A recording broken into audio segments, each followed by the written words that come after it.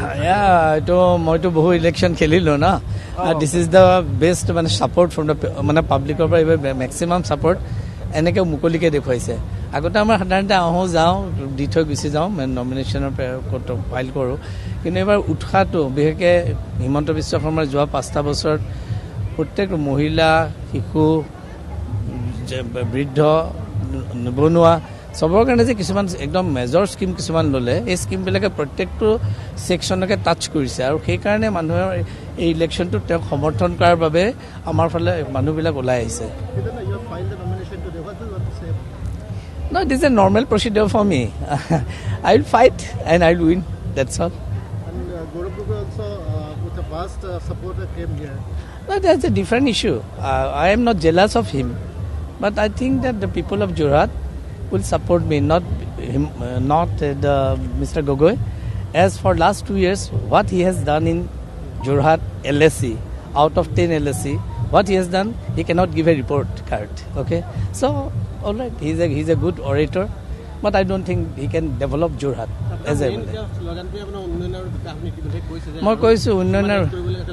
আমি কেইটামান কথা সাংঘাতিক আমাৰ মেডিকেল কলেজখনত মানে আমি ছুপাৰ স্পেচিয়েলিটি হস্পিটেলৰ যিটো কথা এইটো খুব ফাষ্ট ৱে কাম কৰিব লাগিব কাৰণ দুখীয়া মানুহবিলাকৰ কাৰণে বৰ দিগদাৰ মানে এইবিলাক খুব মানে যথেষ্ট টকা লাগেতো কিন্তু চৰকাৰী হ'লে বহুতখিনি কথা সহজ হয় আৰু আমাৰ চৰকাৰী হস্পিটেলত কিমান সুবিধা নাই কাৰণে বহুত দুখীয়া মানুহে মানে ছুপাৰ স্পেচিয়েলিটি হস্পিটেলত অলপ দিন থকাৰ পিছত গুচি আহিবলগীয়া হয় আৰু ছেকেণ্ড কথাটো হৈছে ব্ৰহ্মপুত্ৰৰ পৰা পানী আনি আৰ্ছেনিক মুক্ত পানী গাঁৱত দিয়া আমি বৰ আনফৰ্চুনেট যে তৰুণ গগৈৰ দিনত 300 কোটি টকা তেওঁলোকে পাইছিল ৰংলি তাক ইউজ কৰা হ'ল প্ৰথম অৱস্থাত আমি আহি পেলাই যেতিয়া এম এল এ হ'লোঁ পাইপবিলাকহে দেখিছিলোঁ পানীৰ কাৰণে একো চিন্তাই কৰা নাই পানী উলিওৱা আজি আমি যোৰহাটত 200 কোটিত প্ৰায় 150-60 কিন্তু 200 মানেই হ'বগৈ এই কথাটো মাননীয় মুখ্যমন্ত্ৰীটো এলাউ কৰিলে যদিও আমাৰ 300 কোটি ইয়াত ৱেষ্ট হৈছিল আমি কথা দিছিলোঁ যে আমি ভালকৈ কাম কৰিম আৰু আজি নগৰত মই অতি আশাবাদী যে বাই নৱেম্বৰ আৰু ডিচেম্বৰ প্ৰত্যেকটো ৱাৰ্ডে খোৱা পানী পাব আৰু আমি এগ্ৰিকালচাৰ ইউনিভাৰ্চিটিৰ ছাইডতো আমি পানী দিয়াৰ কথা ওলাইছে সেইটো আমি ছাপোৰ্ট কৰিম একো দিগদাৰ নাই কিন্তু আৰবানৰ আমি এই বছৰত শেষ কৰিব পাৰিম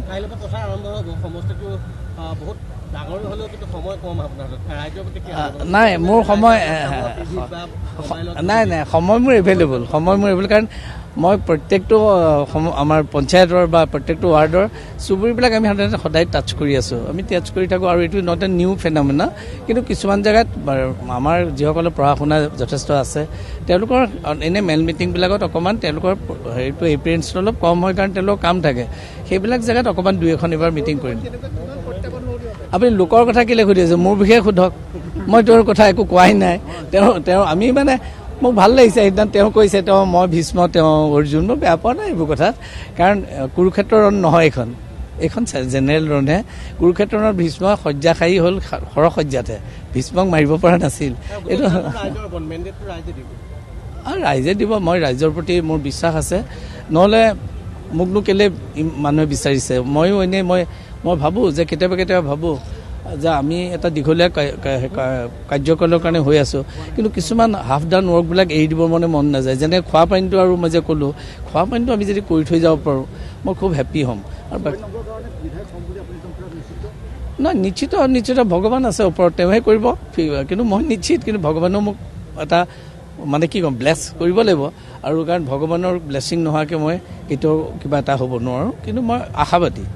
পাব্লিকে মোক ছাপোৰ্ট কৰিব ভগৱানেও তেওঁলোকৰ মই ভাবোঁ চবকে সেই এটা ক'ব যে তই হিতেন গোস্বামীকে ভোট দে আজি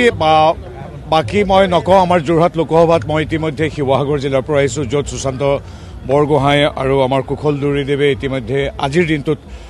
মনোনয়ন পত্ৰ দাখিল কৰিছে আৰু আজি মই পাইছোঁহি ইয়াত আমাৰ মিত্ৰদলৰ 4গৰাকী সন্মানীয় প্ৰাৰ্থী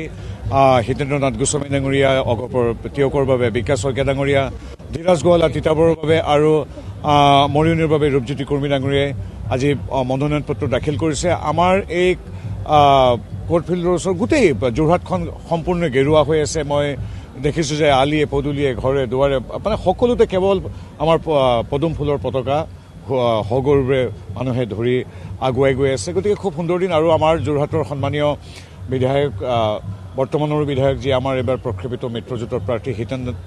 হিতেন্দ্ৰনাথ গোস্বামী ডাঙৰীয়া, তেখেতৰ বিষয়ে আমাৰ নতুনকৈ ক'বলগীয়া একো নাই। সেই তাহানিৰ অস্তিত্ব ৰক্ষা আন্দোলনৰ পৰা আজি পৰ্যন্ত সমাজ সংস্কৃতি আৰু ৰাজনৈতিক ক্ষেত্ৰত তেখেতৰ যি নিৰৱচ্ছিন্ন অৰিহণা আছে যোৰহাটবাসী ৰাইজে বুলি নহয়, আমি সমগ্ৰ অসমবাসী দেখিছোঁ। বিশেষকৈ তেখেতে যেতিয়া অসম বিধানসভাৰ অধ্যক্ষ পদ শুৱনি কৰিছিল, কিদৰে তেখেতে বিধানসভাখনৰ পবিত্ৰতা ৰক্ষা কৰি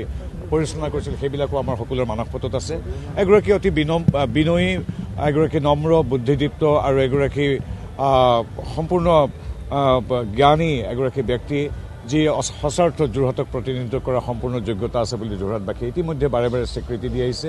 এইবাৰ আমাৰ বহুকেইগৰাকী যোগ্য প্ৰাৰ্থীৰ নাম তালিকাত আছিল যদিও তাৰ মাজত সকলোৰ প্ৰতি শুভেচ্ছাৰ শ্ৰদ্ধা জনায়ো দলে আমাৰ হিতেন্দ্ৰনাথ গোস্বামীক আমাৰ সকলোৰে উমৈহতীয়া প্ৰাৰ্থী হিচাপে প্ৰক্ষেপ কৰিছে। আমি নিশ্চিত যে যোৰহাটবাসী ৰাইজে আশীৰ্বাদ দিব, কাৰণ মূল কথাটো হ'ল অসমৰ অন্য প্ৰান্তৰ দৰে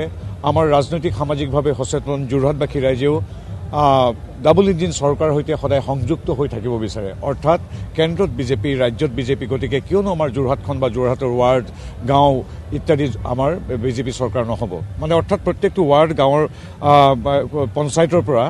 আমাৰ যোৰহাট চহৰখনলৈকে সকলোবিলাক প্ৰগতিৰ সৈতে থাকিব, হিমন্ত বিশ্ব শৰ্মাৰ সৈতে থাকিব। এতিয়া আমাৰ ইয়াত আচলতে বিকাশ লাগে, উন্নয়ন লাগে। সেইকাৰণেই মোদী ডাঙৰীয়া আৰু হিমন্ত বিশ্ব শৰ্মাদেৱৰ প্ৰতিনিধি সন্মানীয় হিতেন্দ্ৰনাথ গোস্বামীদেৱক ৰাইজে আশীৰ্বাদ দিব বুলি আমি দৃঢ় বিশ্বাসী। সাংসদ গৌৰৱ গগৈ আজি বিধানসভাৰ প্ৰাৰ্থী হিচাপে মনোনয়ন দাখিল কৰিছে, যিহেতু আপুনিও ৰাজ্যসভাৰ সাংসদ হিচাপে চাওক, আমাৰ সদায় বিৰোধী দলৰ প্ৰতি আমাৰ সদায় শুভেচ্ছা থাকে। গণতান্ত্ৰিক এক প্ৰক্ৰিয়াত বিৰোধী দল অতি গুৰুত্বপূৰ্ণ। তাৰ সন্মানীয় ৰাজ্যিক সভাপতিগৰাকীয়ে আজি মনোনয়ন পত্ৰ দাখিল কৰিছে, আমাৰ তেখেতলৈ শুভেচ্ছা আছে। কিন্তু মোৰ আকৌ এতিয়া আহোঁতে এই সন্মুখৰ গেটতে সুধিছে যে ৰাইজে এটা প্ৰশ্ন কৰিব লাগে তেখেতক, এইটো যোৰহটীয়া ৰাইজৰ কথা, যদিহে হাইপথেটিকেলি কাল্পনিকভাৱে যদি তেওঁ ধৰি লোৱা হ'ল জিকিলে, তেওঁ তেতিয়া কি কৰিব? তেওঁ তেতিয়া লোকসভাটোত ৰিজাইন দিব, যদি জিকে যোৰহাট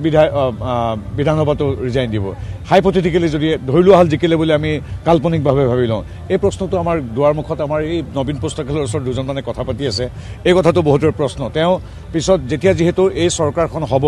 আমাৰ ডক্টৰ হিমন্ত বিশ্ব শৰ্মাৰ নেতৃত্বাধীন চৰকাৰ